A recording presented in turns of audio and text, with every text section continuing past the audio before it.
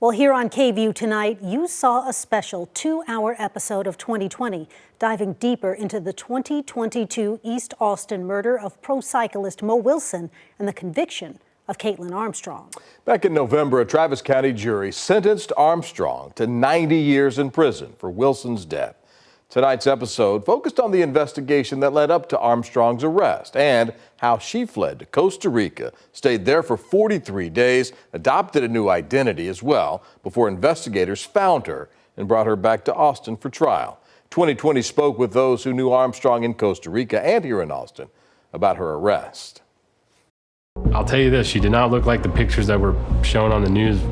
She did not look like that. So even if people seen those pictures, they probably wouldn't be able to guess it was her. You know, hearing that she had got plastic surgery, she had fled to Costa Rica, that she had someone else's passport it was just kind of, it felt insane. Your heart's like kind of like, what the, or, you know, it's like, what the hell? Like, what the hell is going on? Like, this is not, it feels like a movie. If you missed tonight's episode of 2020, you'll be able to stream it on Hulu starting tomorrow. KVUE senior reporter Tony Pileheski joins us now tonight to talk more about Armstrong's case and all the details that were shared during that 2-hour 2020 episode tonight. Hi, Tony. Good to be with you both. Earlier today, I did have an opportunity to talk to ABC News' Matt Gutman, who worked on this episode for months. He told me what stood out to him about this case was that Armstrong was not a hardened criminal. She really didn't have a violent past at all.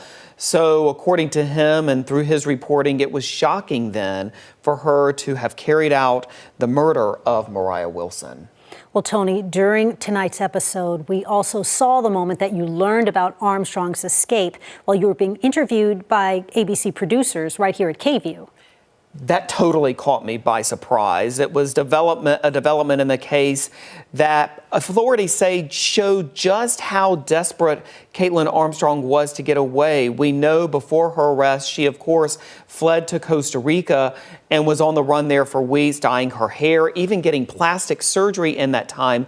And after her escape in October, we learned that Armstrong had been, according to authorities, exercising extensively in her jail cell right here in Austin. And she had even been wearing other clothes under her black and white jail uniform so she could not look like a prisoner if she was, in fact, able to get away. Of course, she did not get very far before she was captured. Truly bizarre moment in this case for sure. Let's talk about where the case stands now. Armstrong and her attorneys, they're fighting this conviction, aren't they?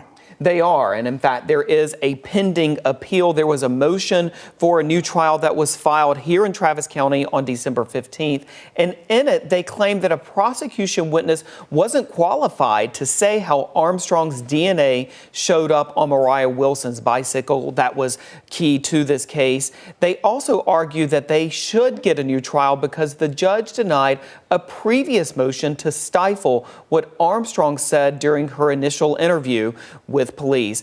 As we know, the initial APD interview ended with Armstrong being released from custody because there was an issue. There was a discrepancy of her birth date on the warrant. It was actually wrong. But one thing, Brian and Quita, that I do just want to point out, as has been pointed out to me, even if she were to win this appeal and get a new trial, prosecutors have steadfastly said from day one that there is a mountain of evidence against her. So the recourse would be a new trial, and prosecutors believe they would once again prevail at that possible new trial.